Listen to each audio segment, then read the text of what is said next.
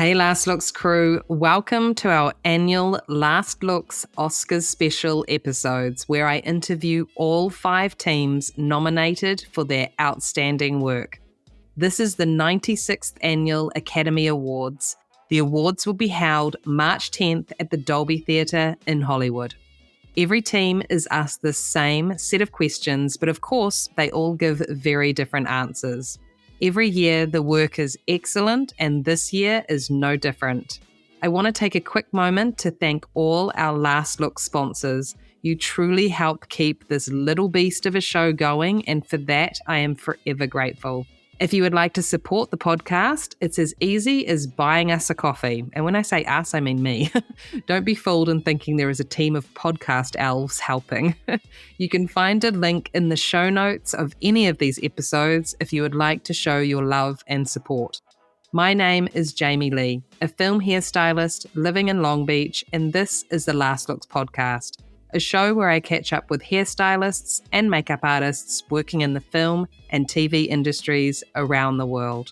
And today, in these Oscars special episodes, I'm speaking with all 5 Oscar-nominated teams for their outstanding work. Let's do this. And now, a word from our sponsor. John Blake's Wigs and Facial Hair has been providing the highest quality wigs and facial hair to the film, television, and live theater industries for 15 years. Our human hair wigs are low density and hand-tied on Swiss lace to give the most realistic and natural appearance that is undetectable in HD and 4K content. This small, family-owned company has grown to fill a vital role to artists across the globe. We provide an unparalleled customer service experience that is rare in today's retail market. Our facial hair pieces come in 17 different styles and colors that are designed to precisely mimic natural growth and coloring patterns. They are made from blending human and yak hair in order to create the most realistic texture and appearance of men's facial hair growth. We are grateful to be celebrating 15 years of being an industry leader and a vital part of your artistry. And now, our feature presentation. Pictures up. Last looks. Rolling. And action. Welcome to the Last Looks podcast team. Hello. Thank you. Hi. Thanks so much. And congratulations on your Oscar nomination for your work on the film Golda. Thank you, Jamie. Thanks very much. Thank you. Thank you so much. And the work being considered for the film is makeup and hairstyling for the character Golda, portrayed by Dame Helen Mirren. Now, if you could each tell us your name and what your position on the film was. Yeah, I'm Karen Hartley-Thomas. I was the department head and hair and makeup designer. I'm Susie Westby. I was the prosthetics designer. And I'm Ashra Kelly-Blue, and I was the prosthetic makeup artist. Incredible. So I would love to know, when you heard the news that you had been nominated, what was the first thought that came to mind? Talk me through it. So I'm shooting out in Morocco, and Guy, our director, said to us, when they're announced, you've got to film yourself. And I've got a massive, big Moroccan team out here. And we were filming in the Oscar Hotel.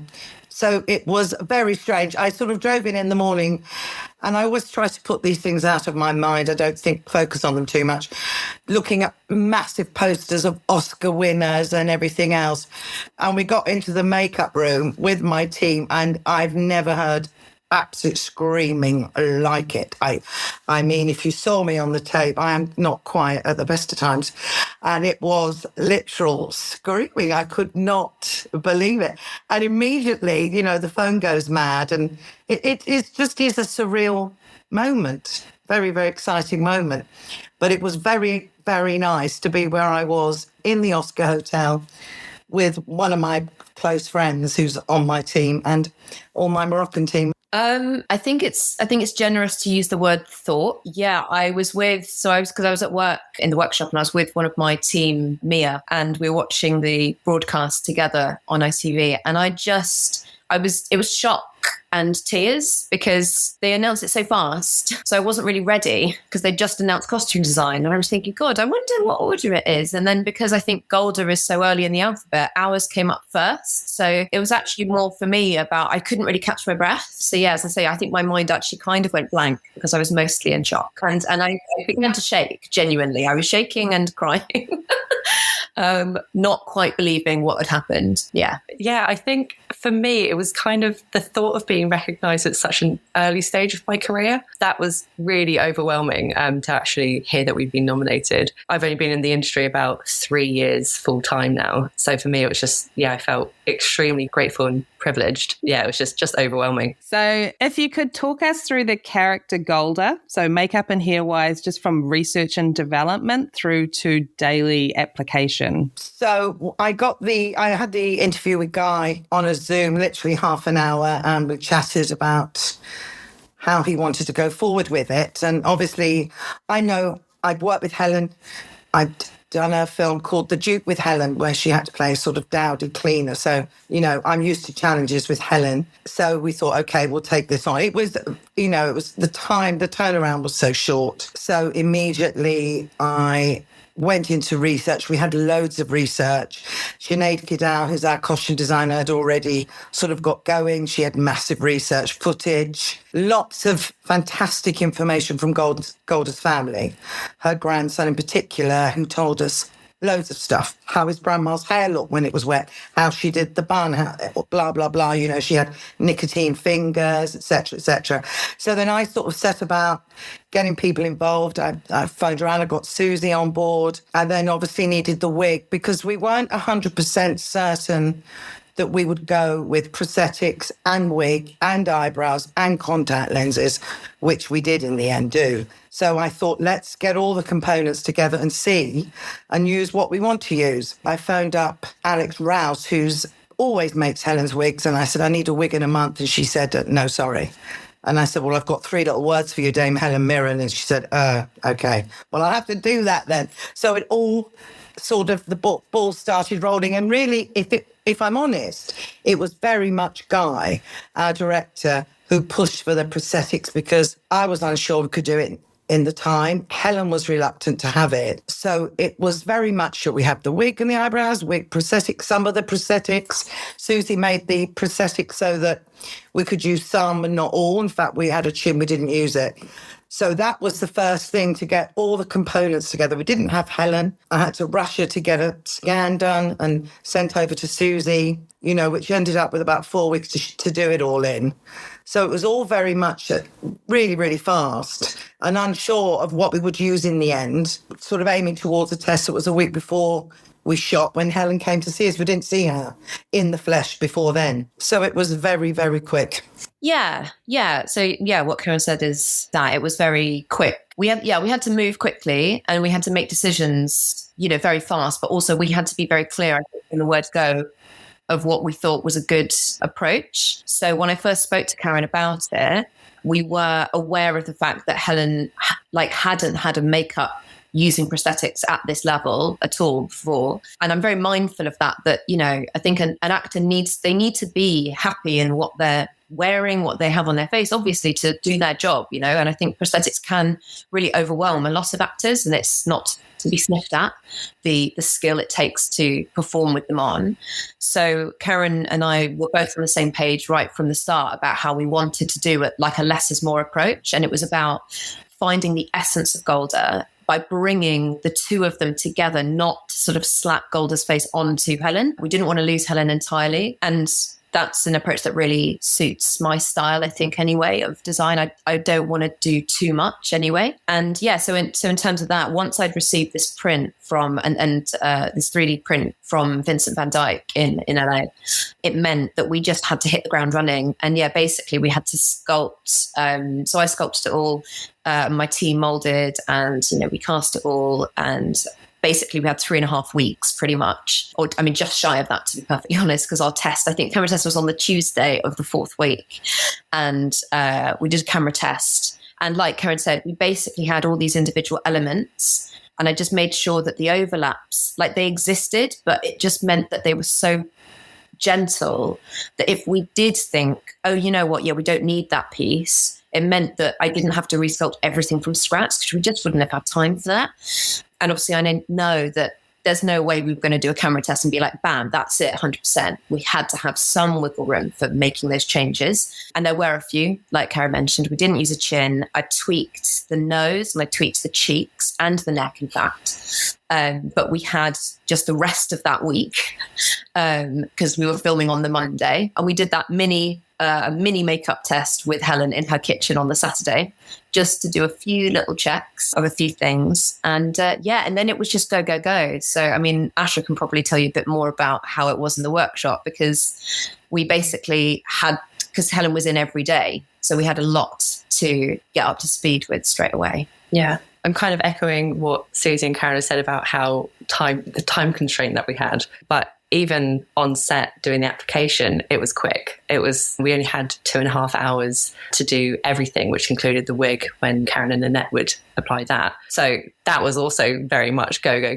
Like as soon as Helen had finished her cup of tea, it was stick everything on. But yeah, we had to just really move fast. But I think another thing that was in the daily application that we had was that the pieces was run so soft that we couldn't rush any part of the application, because any kind of like pull or tug on the pieces would read on camera, because it would just tug at her actual skin.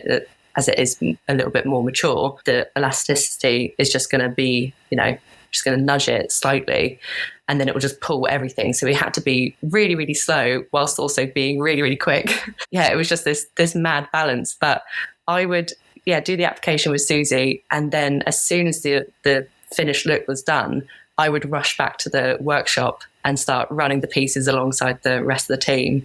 And then we would paint the pieces and then have those collected by Susie in the evening, and then we'd bring them onto set with us for the next day and apply them. And that was kind of a constant thing for 6 weeks. So yeah, it was pretty hectic, but I mean, it was an amazing experience.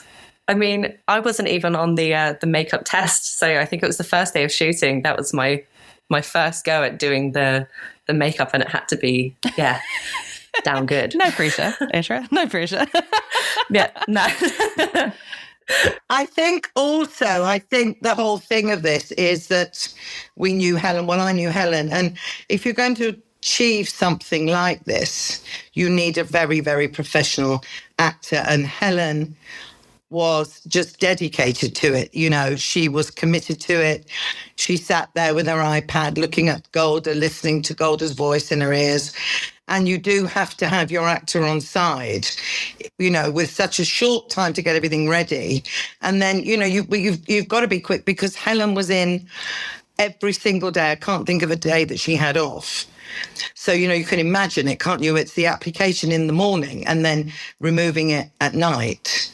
So you've got to have someone like Helen. She's just a consummate professional and very on board. I mean, when we say she was reluctant, she really was reluctant. And I sort of said, come on, we'll try it. And I remember her looking in the mirror and saying, oh, yeah, we've got to have this. We've got to go with it. Because, it's a long process for her.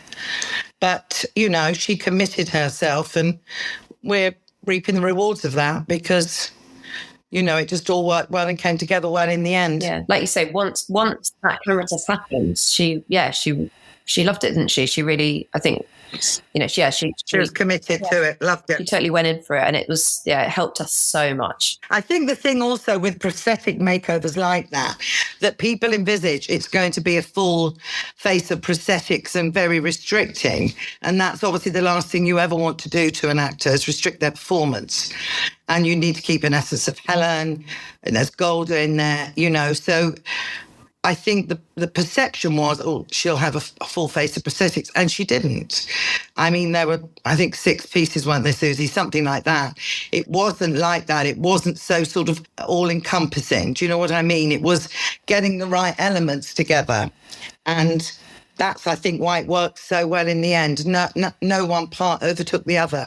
It all just worked so harmoniously together. Yeah, absolutely. So, I mean, I'd wanted I'd wanted to do, an aging makeup, like this. I mean, I know we weren't changing Helen's age dramatically, but she certainly looks a lot younger than Golda did at that time. But also about getting that convincing prosthetics to look and move like older skin. And I'd actually had a job in 2019. I was working on Morbius when I was freelancing for Conor O'Sullivan, and I was his sort of main silicone technician there. And we ran some pieces once with some low viscosity deadener, which is something I really like to use instead of Smiths with Plant Gel 10, because you can get really lovely runs with it because it's so much runnier. But the thing about it is the deadener, like the softness, actually is different to how Smiths works. So the percentages are not exactly the same. And a colleague of mine had run a neck piece that we didn't use in the end for Morbius, and he'd accidentally run it with way too much deadener. And we thought, what's going on? It's taking forever to cure. We've got all this material left over. What's happening? And then we demolded it, and it was super sticky in the bucket. But we actually managed to demold the piece, and it was beautifully soft. And I kind of worked out the maths afterwards and thought, I think you've run this at almost 300% or 350 something. That's crazy. But it felt beautiful. And we talked about it. I thought, God, you know what? If I ever do an older age makeup, this is the way to do it. Cut to 2 years later, and obviously this job comes along, and I thought, God, this is finally the opportunity to test that theory. So when we went to running the pieces, I said to my team, right, I want to push this. Let's try it. And we tried 250, and it was nice, but I was like, everyone, let's try it a bit more. And then we did 350. And it was gorgeous, but it was just a little bit too soft. My painter, Nikki, she was like, look, they're amazing, but it's not the easiest thing to paint in the world. So then we split the difference at 300. So it's with Plant Gel 10 and LV. And the results are just, I think, phenomenal, because she really was able to move her neck and her face in such a way that it just looked to me like my grandma's skin. It just really believably looked and felt like that. And actually, to be honest, I think it really helped Helen, because it probably felt less tight on her, because I think she was very worried, because the neck piece was the most substantial piece of the lot. I mean, it was still only half of it, but it was quite chunky because we had to get that lovely profile to match Golda. So I do think the softness really, really helped. And we also ran our pieces with incredibly thin cap plastic because a lot of our edges were exposed. So it's kind of what Asha says, that we had a challenge on our hands in terms of application. But I honestly think it's something that really excels for the makeup's final look, because I don't know, I think otherwise there's something about, I don't know, it's a bit nerdy, but there's something to me about if a piece's softness, if it's competing against the skin that it's on, and as soon as you're at your remote, you're going to see how their skin moves in a different way to the piece moves. Do you know what I mean? And I think it exposes those edges a bit more. So to me, that was paramount in getting right. And I'm so pleased it worked, because, when you have those things you just want to try, and then when you finally have the chance to do it, it was really, really satisfying. Yeah, that's really exciting. So moving on to a tricky one. Each year, the nominated films showcase such a wonderful range of work. So how do you feel your work differs from your fellow nominees? God, that's such a good question. I mean, it's isn't it? It's an obvious thing to say, but we're a smaller film. We're very much a lower budget film, and we didn't have probably the time and the resources other people had. But ultimately, I think that's sort of immaterial, isn't it? It's what you see on the screen and what shines out. And if I'm honest, I think there's some amazing work there. I think ours holds up, and we're really, really proud of it. As it differs, I don't know, actually. Susie, what do you say? Well, you've just said about the pieces and how it was made and all of that, Yeah, absolutely. I think our processes definitely sets us apart. Again, it's very difficult to describe in an audio format, but the way we mold pieces and actually run pieces is very different. It's a technique that I learned when I worked for Conor O'Sullivan, actually. So we run our pieces without encapsulating the backs of them.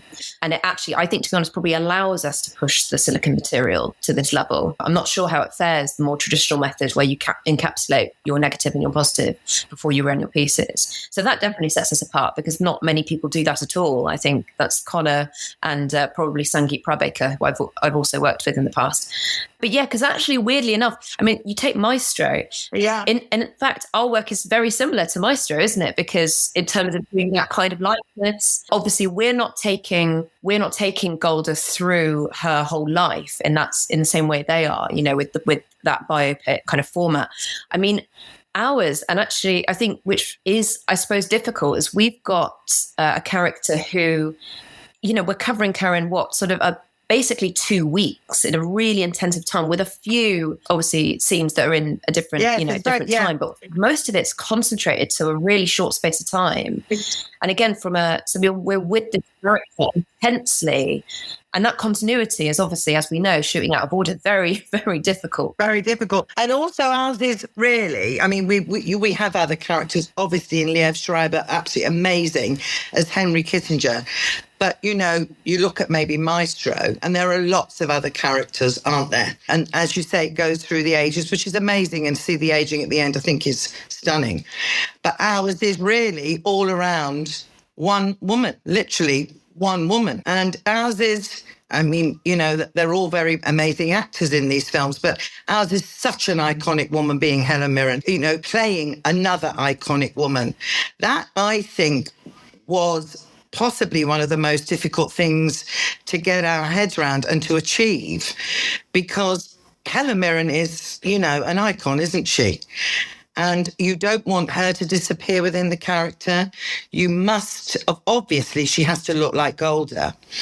And that is actually quite a difficult thing to do, I think, without swamping Helen, not doing enough. It's sort of finding the balance. And I think that's why we decided, we had teeth as well that we didn't actually end up using ultimately. That's why we decided to go for so many different components, not just because of the time, but we just needed to get that essence of a very famous woman from another famous woman.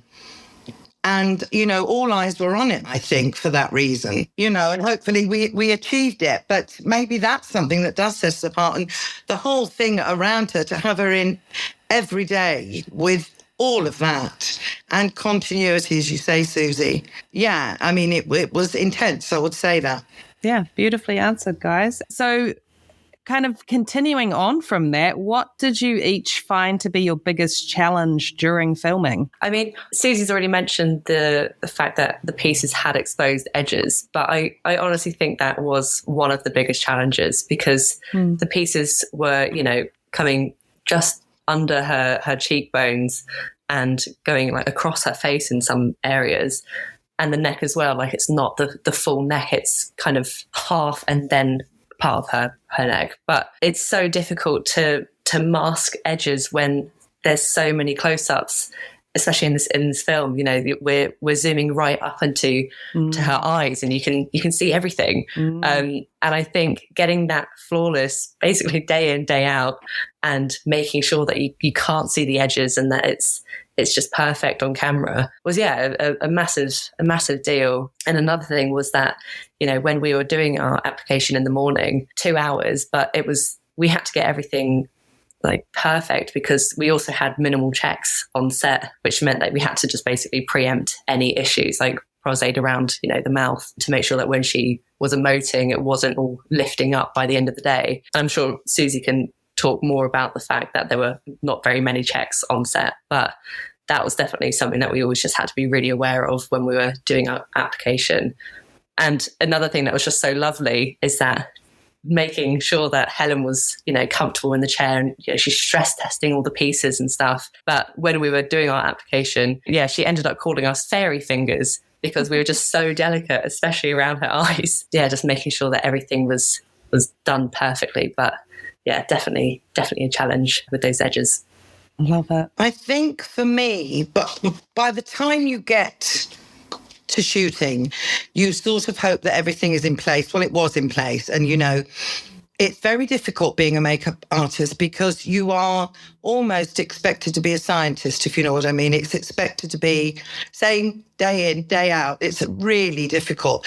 And as the head of a department, it was quite a stressful thing, making sure everything came together all right, making sure Helen was happy, giving her as much space as she needed, just sort of pulling everything together. And it's quite stressful. You sit on a set where suddenly the director's going so close on an eye, where there's a contact lens in it that's brown that wasn't a hand-painted contact lens. I'm having to do some contact lenses for the job I'm on now. And we've got 6 weeks to get them hand-painted. I was whipping down to the local opticians and finding the best brown eye contacts. It was a constant, every day, get Helen in, get it done on time, get her on set, maintain it, everybody on song, around one actor, as we said previously, when it is one actor in all of the time, that there's nothing alleviates the stress around the makeup and the hair. Normally you're in a show that you could have 5-6 big leads, but this was all Helen. So yeah, I would say for all of us, it was quite a stressful experience from that point of view. Yeah, I mean, I think the guys have covered it fairly well. For me, it is 100% those close-ups, man. Yeah. You stop breathing while that's happening. That's the thing. We had the most incredible DOP in Just the Wolf. And the stuff he did is just stunning. But yeah, I think the first time he went in for one of his famous full eye close-ups, like Karen mentioned, I think it was on at 5:00 in the afternoon. And Karen and I were by the monitors. And I remember we grabbed each other's hands going, what's happening? We just thought, oh, Jesus Christ. Yeah. It's stressful. But the thing is, though, the funny thing is about, I think, that when you see it and it all works, because I kept looking, thinking, it's got to be something on around the prosthetics or the contact lens. And when there is nothing, you go from hating Guy and Jesper to loving them because they're really, the amount of times, Guy, what are you doing? And then when it all works out and you see it on the big screen, you think, oh, yeah, thanks, Guy. But, at the time, obviously, it's massively stressful. Yeah. I mean, because like Astra kind of touched on it about how minimal the checks were. Because basically, because Helen kind of very, very politely, sort of explained to me that, when she's working, she doesn't want a makeup artist coming down constantly every time the opportunity there is for checks. She was like, look, if you have to come down, it's important, obviously, of course. She's like, but if you don't need to, please don't, because I'm I'd rather just, kind of get on with it and all the rest of it. So, so I was kind of watching the monitors like a hawk to make sure nothing major happened. And I have to say, she looked after that makeup so well, because we all know actors sometimes don't do that. So she was very, very good with it. But the main thing that was really tough was that basically because we were doing continuous working days, right? So it was a very, very tight schedule. But because, like Helen had such a strenuous schedule, in every day, like Karen said, she's starting with the application, then D-rig, all of that. In the middle of the day, when she would have her lunch, she would also have about sort of 20-minute kind of just time to yourself, just break, basically. But once that was done, we had to get back on set to get filming. So we didn't have after lunch checks as standard. And that's something I would always expect to have for prosthetics, And so I had to get used to that. I had to get used to kind of being okay with the fact that I didn't have the opportunity to have a real proper look at everything. Yeah. So anytime, like Asha said, we had to start the day making sure everything was flawless so that my checks were kept to an absolute minimum. So like Karen said, I don't think there was a single shoot day that I wasn't bricking it in some way, shape or form, expecting something to go wrong, because it always does at some point with prosthetics. You just never know. So yeah, I think that was, to be honest, really, really tough. But it definitely got easier the more I started to trust what we were doing. And because I think, like Karen said, this close-up started off being horrendous. But actually,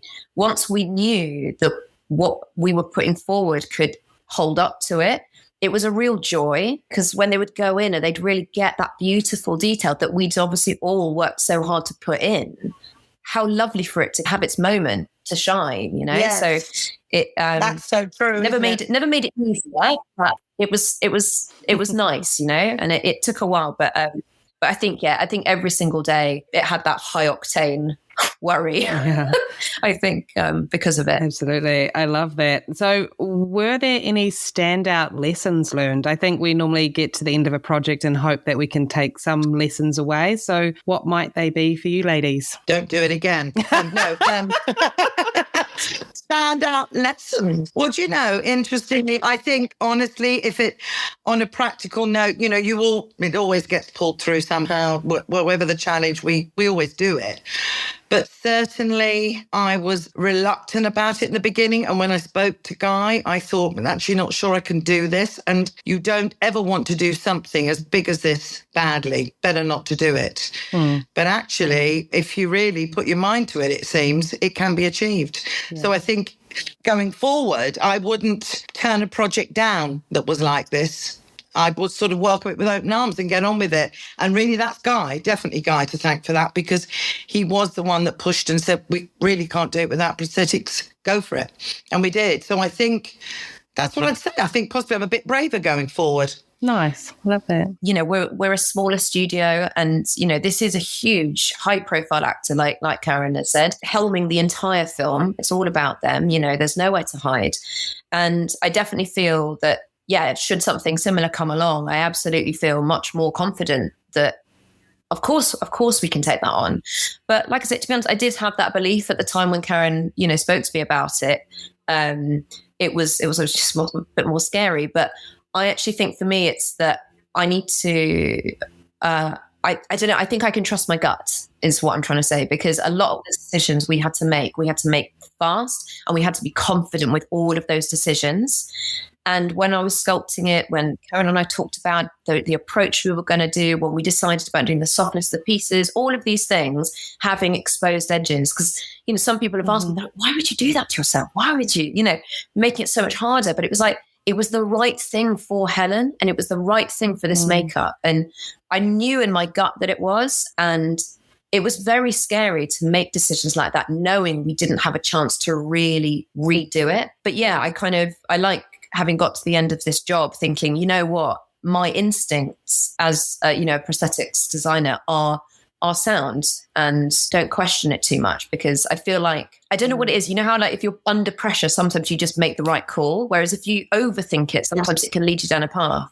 And I feel like this is a really good example where that pressure it narrowed my focus in a way that I think is really helpful to take forward. Yeah, I think it's similar again. It's the fact that I realised massively that I'm capable of dealing with a lot more than I initially believed. Susie knows this, but this is like my first big film that I've ever done. So immediately I was quite nervous, and I was also taking on a lot where it was, application, running the pieces, painting them. So there was a lot kind of riding on my responsibilities, but it massively pushed me, and maybe all of us, beyond our perceived limits of what we could achieve in such a short time frame as well. And just showed me that growth and success just lie past our comfort zones. And I think that's something that holds a really special place to me. And I kind of take that on in everything that I do, like social events or other jobs, just kind of being like, you can do it. And this job kind of taught me that. So perfect. Also, I think what we haven't said is that I think all of us, and certainly Susie and I, when we spoke about it, it is a job of dreams. You know, we all do amazing, fantastic work. We're so lucky. But to get that job with Helen, even though it was scary, even though can we do it on time, it's just not something you turn down. Not working with her and not doing that kind of makeover on her, you know, you might get that once in a lifetime. And I really mean that. There aren't many, if you think of films like it. Of course, we've got the maestro in there now, as you say, but, you know, that sort of thing.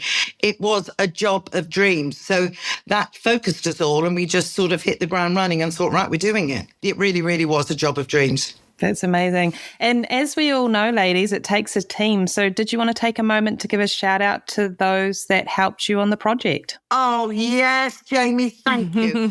I would love to thank my wonderful team, Christine Vidler, Rick Taylor, Annette Gray, Lily Rogers, Monica Montalvo. to Alex Rouse, who made the wig, Sarah Weatherburn, who made the eyebrows. Yes, I mean, Chris at Fangs Effects did the teeth. We didn't use them, but he's wonderful. And it's so true. This really was a massive, massive team effort. And I have the most amazing team that I go forward with. So yes, thank you so much to all of them. And of course to Guy, Jane Hook, Michael Kuhn, all of the wonderful producers, Gavin Glendenning, everybody involved in the film. It really was a kind of family affair, like an absolute. And Sinead Kiddow, whose costume, who is sensational at her job. So it's a team effort and everybody sort of came together at the top of their game. So thank you to everybody. Yeah, likewise. I mean, the prosthetics team did such a good job over at my company, Red Girl. So aside from the lovely Ashra, so Nikki De Jong, she established the paint job for me and stayed on for the first sort of couple of weeks doing that. Bless her, while she was preparing to move back to Austria. So big shout out to her. And in the workshop team, I had Renee Taylor, Rachel McCluskey, who were my prosthetics artists. So they were doing most of the molding and the silicone running. Renee also did a little bit of extra sculpting for me. And then my trainees were Jodie Story and Magdalena Rosa, who helped with silicone running as well, a little bit of molding. And then Raj Pashal came on towards the end of the job to help with the painting as well. We've mentioned Vincent, but worth saying again to Vincent van Dyke Effects for helping us with such a quick turnaround on that scan and 3D print of Helen in the first place. Oh, actually, you know, I also really want to say thank you to Lucy Sibic, because she was so kind to me in that first week of application. I was trying to find, you know, certain products that would be good for Helen, because there were certain things that I would usually use that weren't doing so well for her. And Lisa was incredibly generous and kind to give me a few pointers because of her experience with Gary on Darkest Hour. So yeah, it's you're never where you are without the support of other artists, even if they're not working on your job. So absolutely. Ashra, you have anything to add? I mean, it's same as Susie, the Red Girl team. She's already said them all. But I mean, yeah, again, just massive thanks to all of those girls and Raj as well, because coming back from application back into the workshop every day, it's like Susie says, like the support network that you have with your team is so important. And, you know, they had my back and I had theirs, and it was, yeah, it meant a lot. So yeah, big thank you to all of the Red Girls. Awesome, makes all the difference. Okay, ladies, so a massive congratulations again. Enjoy the ride, and thanks for joining me. Thank you so much, Jamie. Thank you so much. Thank you so much, Jamie. Thanks, bye-bye.